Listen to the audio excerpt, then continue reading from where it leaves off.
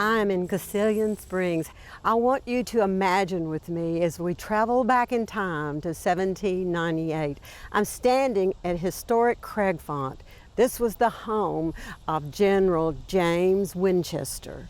And this home, remarkably, is still standing today because it was constructed of a rough Tennessee limestone. They do have a historic home that you can visit, but out in the back, they have taken an infrared photograph, and the gardens that existed then, people have worked hard to bring back the resemblance of the gardens. And you know me, I'm going to go to the garden.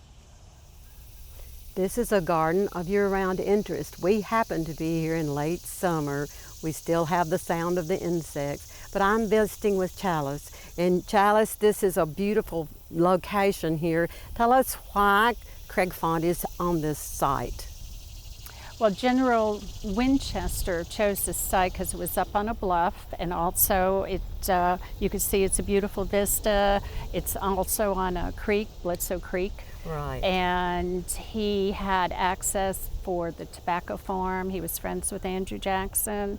So he set this all up, and he wanted a beautiful garden. General Winchester came from Maryland, and he wanted to set up his garden like the gardens they had, more of the formal structure that came out of Maryland, carton plantation.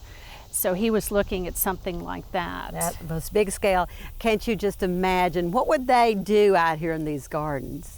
Well, they had parties, and their parties would go for 3 to 5 days. And General Winchester, Sam Houston, they would come, and their wives, and they were out here, and they would have their tea. They would also have their bourbon, and they would enjoy a beautiful evening. And then during the day, they could come out under the trees. These pathways are the original pathways. Some of the bricks had to be replaced and restored. After the Civil War, the original family, they no longer lived here, and there were multiple owners that came. Back in 1959, Miss Wemyss, who was a benefactor, decided to help with the restoration.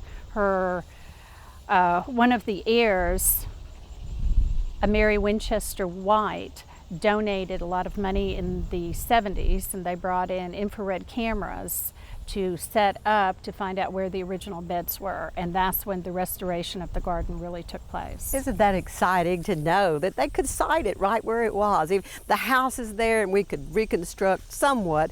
Well, and we've just almost reached a point here. Something that I love in a garden is a sundial. Can you read the time on it? Let's see, let me get you out of the sun. I see it. What time it is? Do you see it? Yeah, it looks like it's about 10 o'clock there. Yeah, see, this is 12 and 6 and 3, and yep. And this was set up in the 70s. Okay.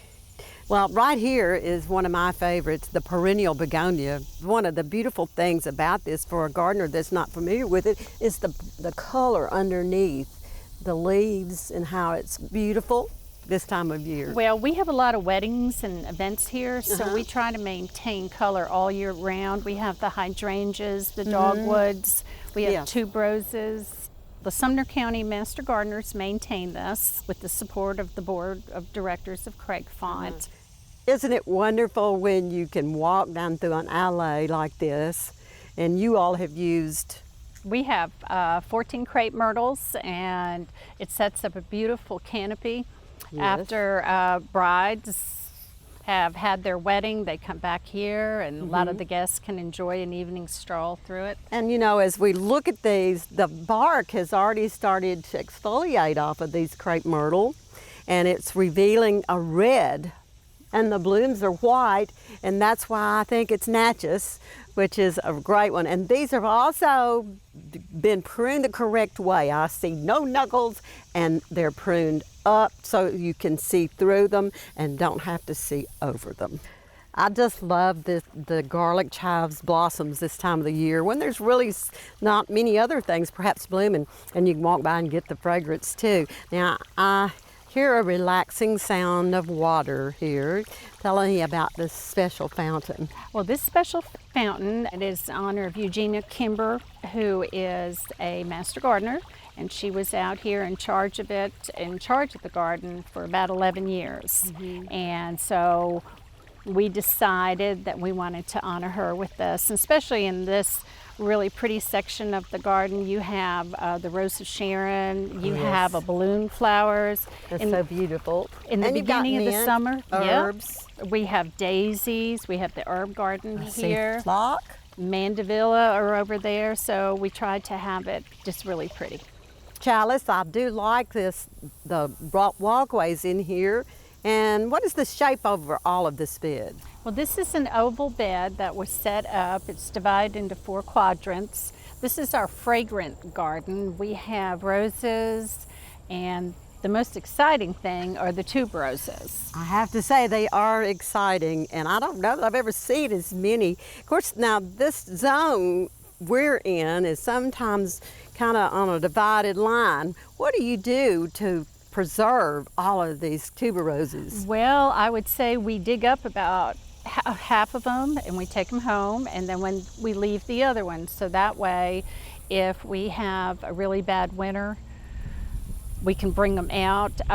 Since I've been doing this about 5 years, it just seems they just keep growing and growing, but we dig them up and keep planting them and they keep growing, and so it's really exciting to have this, especially in August and September. Yes. I see that from this viewpoint we still have that beautiful overlook, the valleys down below, and you see that rock wall.